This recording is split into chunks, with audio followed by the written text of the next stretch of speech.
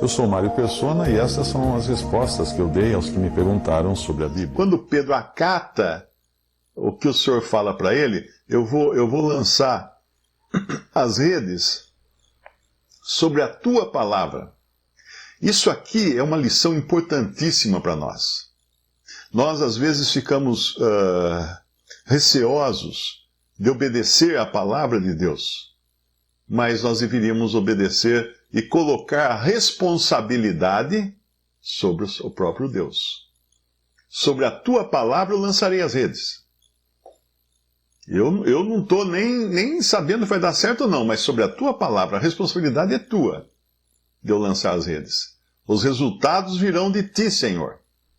É assim que deve ser o cristão também. E quando ele vai nas águas profundas aqui, que ele falou, não é? No mar alto, versículo 5, versículo 6, e fazendo assim, colheram uma grande quantidade de peixes e rompia-se-lhes a rede. Rompia-se-lhes a rede. Agora, veja bem que isso aqui é uma ordem que o Senhor dá a eles e eles obedecem. Tem uma outra passagem que nós lemos já no final do Evangelho de João, quando o Senhor Jesus se manifesta a eles. De qualquer maneira, tudo que tinha ali na terra de Israel era água do Rio Jordão que enchia os diferentes lagos, né? até escoar no Mar Morto. E por que o Mar Morto é morto? O Mar Morto é morto por excesso de sal. E por que o Mar Morto tem excesso de sais? Porque ele está abaixo do nível de todos os outros oceanos e mares e águas gerais, né? Então a água chega no Mar Morto, evapora e vai juntando sais minerais ali de montão, tanto é que você não pode beber a água. E ele chama Mar Morto porque não tem vida. É uma água tão salgada que nada vive nessa água, nenhum peixe tem nessa água do Mar Morto. Mas por que ele é morto? Ele é morto porque ele só recebe e nunca dá. Ele só recebe água e não dá água para ninguém. Então é uma boa figura isso também de um cristão egoísta, não é? Porque aqui nós vemos que não houve egoísmo nesses pescadores em ceder o barco para o Senhor Jesus poder usá-lo. Não houve egoísmo de maneira alguma. Mas quando você se prende às coisas e se agarra às coisas e não pratica caridade, não dá nada a ninguém, você fica morto, espiritualmente morto, né? Por não produzir. Porque só quando... Você tem que lembrar o seguinte, aquele que deu a sua vida foi aquele que produziu os salvos, né? O grão de trigo caindo na terra, se não morrer, não dá fruto. Mas se morrer, dá muito fruto. Então ele deu a sua vida, ele deu aquilo que ele tinha mais importante, e com isso, ele deu muito fruto. E um dos frutos sou eu. E vários, todos nós aqui, somos frutos dessa obra tão maravilhosa que o Senhor Jesus fez. Mas voltando aqui ao nosso texto, então, eles não tinham apanhado nada quando... eu ia falar de João, né? De João, que ele vai agora aparecer no mar de Tiberíades, aqui é chamado de mar de Tiberíades. E isso depois ele morrer e ressuscitar.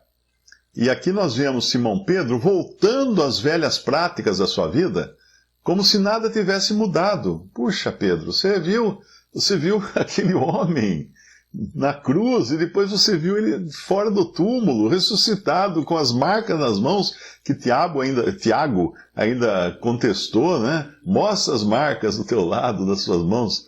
E o Senhor vira para ele e fala assim, não sejas incrédulo, mas crente, né? E quando Pedro vai pescar, os discípulos vão junto com Pedro. É muito fácil você, de repente, voltar às velhas práticas. Precisa muito cuidado com isso na vida cristã. E quando o Senhor aparece na praia e os discípulos não o reconhecem, a princípio, né, não o reconhecem no início, ele pergunta se eles têm algo de comer, eles dizem que não. Então ele disse para eles, Vocês pegaram alguma coisa até agora? Não. Então aquele discípulo, versículo 6, ele lhes disse: lançai a rede para o lado direito do barco, e achareis. Lançaram-na, pois, e já não a podiam tirar pela multidão de peixes. Qual é o lado direito do barco da nossa vida? É o lado que o Senhor mostra para nós, pela sua palavra. É somente esse o lado direito. Qualquer outro lado está errado, não vai dar nada, não vão pescar nada.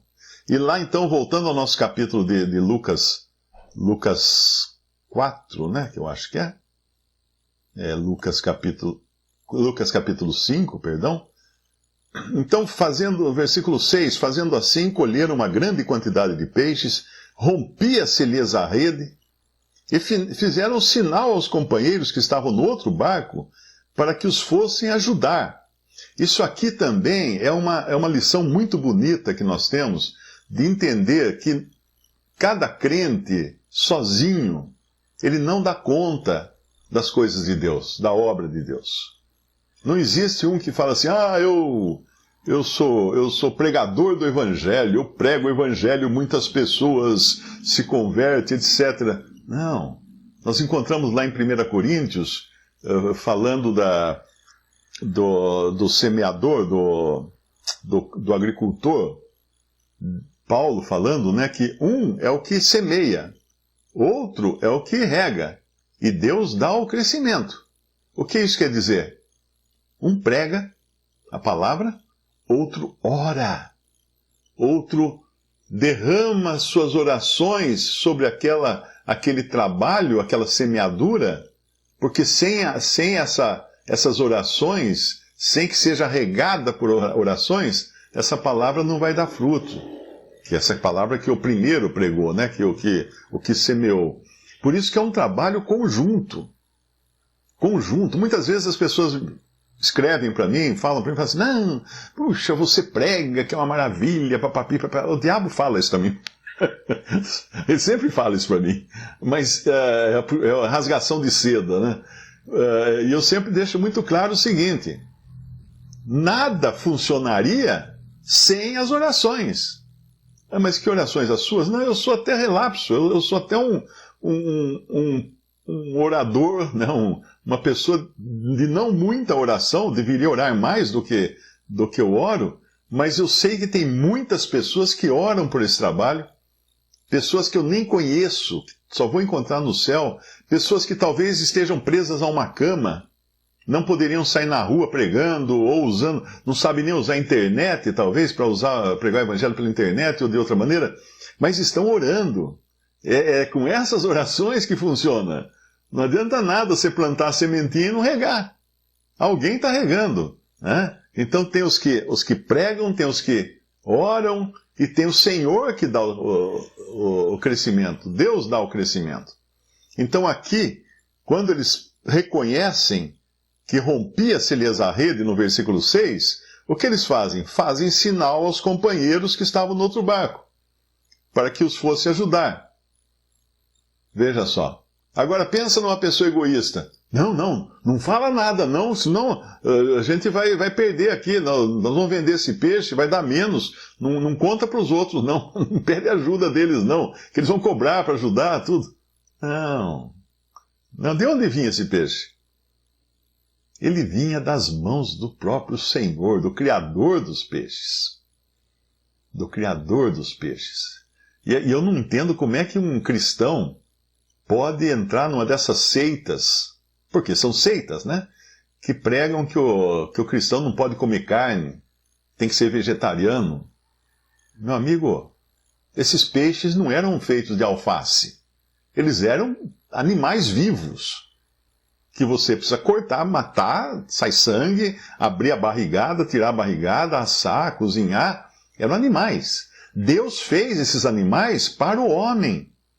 Você acha que o Senhor Jesus ia incentivar uma pesca se ele pregasse vegetarianismo, veganismo, alguma coisa assim? De jeito nenhum. Ele ia falar assim: gente, vamos lá na horta. Vamos pescar na horta, né? Joga aí a sua tarrafa em cima dos repolhos. Vamos ver quantos repolhos você vai pegar.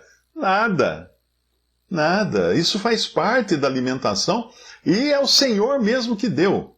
E Ele que endossa isso quando Ele manda eles pescarem e pegar muito peixe, uma grande quantidade de peixe que rompia-se-lhes a rede. Estava quase rompendo a rede. Agora, quando Ele manda jogar a rede, Ele manda os peixes também correr para debaixo o cardume correr para debaixo da rede. Eu acredito que eles jogavam uma espécie de tarrafa, talvez, né? Ou com 2 barcos, mas com 2 barcos eles podiam usar aquele arrastão, mas eu não sei aqui como seria, podia ser uma tarrafa. De qualquer maneira, quem ordenou aos peixes para estarem ali naquela hora, naquele lugar? O próprio Senhor, o Senhor da vida, o dono dos peixes. Ele dá os peixes a quem Ele quiser. Tem uma passagem que fala das ofertas e que o Senhor, no Antigo Testamento, eu estou tentando lembrar agora, que Ele fala assim, meus são os animais do campo, minhas são as aves do céu, alguma coisa assim, mostrando que mesmo aquilo que o homem fazia de oferta a Deus, já era dele antes. Para ninguém se gloriar, falar assim, fui eu que fiz a oferta, isso é fruto do meu trabalho. Que trabalho, amigo? Você não ia conseguir nada. Tem muita gente que não reconhece Deus na sua vida. O cara ganha dinheiro, arrumou um emprego, está ganhando dinheiro, está prosperando e tudo. Deus não tem nada com Deus, que coisa. Tá. Se você não tivesse nascido na Namíbia, sei lá onde, né, num país muito pobre, você não teria tudo isso que você tem. Você não estaria nessa posição. Foi Deus quem fez você nascer aí para que você tivesse essa posição. Como é que você não reconhece Ele na sua vida? Não é? Então eles recolhem aqui uma grande quantidade de peixes, rompia-se-lhes a rede, fizeram um sinal aos companheiros que estavam no outro barco para que fossem ajudar, e foram e encheram ambos os barcos, de maneira tal que quase iam a pique. E é aqui que entra outra lição maravilhosa do Senhor. Quando nós obedecemos o Senhor, nós arranjamos problemas. Tá pensando que a obediência só traz... Não é porque você fala assim, mas desobedeceram, quanto peixe deu. Estava afundando o barco, quase afundando o barco. Era um problema. Então o Senhor também permite problemas e dificuldades na nossa vida. Ele permite que seja tanta bênção de peixe que nosso barco pode afundar e nós vamos morrer tudo afogado. Os seus discípulos deviam ter pensado isso na hora. Mas eles quase foram a pique, não foram a pique, porque o Senhor estava ali com eles. E quando nós vemos no versículo 8, vendo isto, Simão Pedro prostrou-se aos pés de Jesus, dizendo, Senhor, ausenta-te de mim, que sou um homem pecador. Porque o espanto se apoderara dele e de todos os que com ele estavam, por causa da pesca de peixe que haviam feito. E de igual modo também Tiago e João, filhos de Zebedeu, que eram companheiros de Simão, quer dizer, eles fizeram também a mesma coisa. Agora pensa que ridículo isso. Pedro e depois os outros, né? Se prostrarem aos pés do Senhor Jesus, e quando prostrava aos pés, às vezes talvez até agarrasse os pés do Senhor, e falar, Senhor, aparta-te de mim, fica longe de mim. Pedro, por que você está pedindo isso se você está aí no pé dele, nos pés dele? Esse é o verdadeiro reconhecimento de pecado. É aquele que reconhece o seu pecado, a sua imundície, a sua pequenez, mas faz tudo isso onde? Aos pés de Jesus. Agarrado aos pés de Jesus. Ou seja, eu não quero sair daqui. Senhor, se afasta de mim, mas eu não quero sair daqui, Senhor. Se afasta de mim, mas fica aqui. É isso que todos os que passaram pela conversão sentiram isso. O dia em que também se prostraram aos pés de Jesus, confessando os seus pecados, abrindo o coração com todos os seus erros, com todas as suas faltas, e falando, Senhor, se afasta de mim, eu sou muito pecador, mas não sai daqui, fica aqui pertinho, eu quero ficar pertinho, porque esse é realmente o Senhor, esse é o único que pode nos salvar, é o único que pode nos abençoar, e nós vamos ver que vida que Ele vai dar a esses homens, que eram homens rudes, pescadores. Às vezes eu já ouvi uma pessoa falar assim, não, mas lá na igreja o pastor falou que para ser pescador naquela época você tinha que ter estudo. O que tinha? Faculdade de pesca? Como é que chamavam? O cara estudava biologia marítima para ser pescador no lago de Genezaré. Não viaja nisso, porque isso é a ideia de pessoas que querem torcer a palavra de Deus para dar algum mérito ao homem. Ao homem. Então eles vão dizer, por exemplo, como uma vez eu ouvi um pregador batista pregar, ele falou que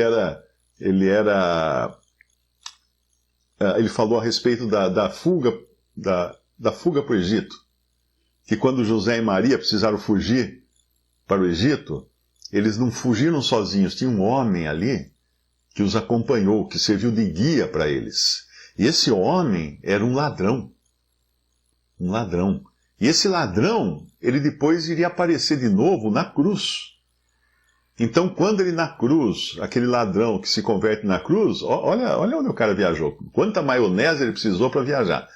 Aí esse ladrão que se converteu na cruz era aquele marginal que ajudou José e Maria a fugirem para o Egito. Então ele se converteu não porque ele era uma pessoa má, porque era uma pessoa boa. Era um bom ladrão. Você já foi assaltado por um bom ladrão? Não. Deve ser interessante, né? Era um bom ladrão. Então o que é isso? É a religião querendo passar pano para não falar da graça que salva o mais maldito, imundo, sujo, virulento pecador. Onde não tem nada de bom. Não tem bom ladrão. Não tem bom pecador. Todos os pecados e destituídos estão da glória de Deus. Essa é a verdade. Então a religião gosta de passar pano, né? Porque daí dá mérito para o homem. Aquele ali é um grande pregador, porque ele fez faculdade de teologia, pós-graduação, chamamos ele de reverendo, né? Que é um título que só é dado a Deus na Bíblia King James, em inglês. Reverendo é Deus. Reverendo é seu nome, é dito na Bíblia King James. Então a pessoa gosta dessa pompa toda, dessa importância toda. Por isso que até muitas igrejas, né, são montadas, são organizadas naquele sistema americano de cargos e posições. Não, eu não falo dos postos que a Bíblia fala, de anciãos, tem os diáconos, né? Então, e tem depois os dons também, mas são dons, né? São dons só, não é título, não é doutor em divindade, qualquer coisa assim. Porque a religião gosta muito de formar aquela pirâmide empresarial, modelo americano, né? Você tem chefe disso, chefe daquilo, diretor disso, diretor... Então tem lá, a Mariazinha vai ser diretora do louvor, o Joãozinho vai ser, sei lá, diretor da juventude, promotor da juventude, o outro vai ser o diretor de evangelização, a outra vai ser diretora de missões. Isso eles fazem nessas religiões, principalmente protestantes, para encher a bola da pessoa e ela não sair da igreja, porque daí ela tem um cargo, né? Dá um cargo para ela. O carinha lá trabalha numa empresa, só toma paulada, né? Só xingo do chefe, mas quando ele chega na igreja, ele é diretor, ele é presidente da mocidade, ele é maestro da orquestra, ele é promotor da felicidade dos jovens, ou qualquer bobagem assim. Então isso aí é coisa de homem. Isso é coisa de homem para encher o ego. No meu tempo que eu não era convertido ainda, os contatos com espíritas, né? Espírita tem essa mania. Você chega num espírita, você conversa meia hora com ele e fala assim, eu sinto que você é médium. Você precisa desenvolver. Vá lá ao centro que você vai desenvolver. Nós vamos ajudar você a desenvolver a sua mediunidade. Você fala isso para um cara que está na sarjeta, desempregado, que nunca deram bola para ele, fala isso, ele fala, opa, agora eu sou alguma coisa, eu posso não ser grande, mas eu sou médium. Não sou mais baixo, sou médium. Então, isso aí é coisa de homens. Aqui, então, nós temos esses pescadores, humildes pescadores, não tinham faculdade de pesca, de nada disso. Eles eram pescadores, não, rudes pescadores. Tanto é que esse é o testemunho que dão de Pedro e de João, depois que eles falam lá para os sacerdotes, para os homens cultos do judaísmo, né? Esses homens aí são rudes, são pescadores, o que eles entendem? E até uma hora lá que eles falam da gentalha que eram os cristãos, né? Essa plebe não sabe nada. Isso quando Nicodemos tenta defender o Senhor lá entre os fariseus. Visite respondi.com.br. Adquira os livros ou baixe e-books. Visite 3minutos.net. Baixe o aplicativo.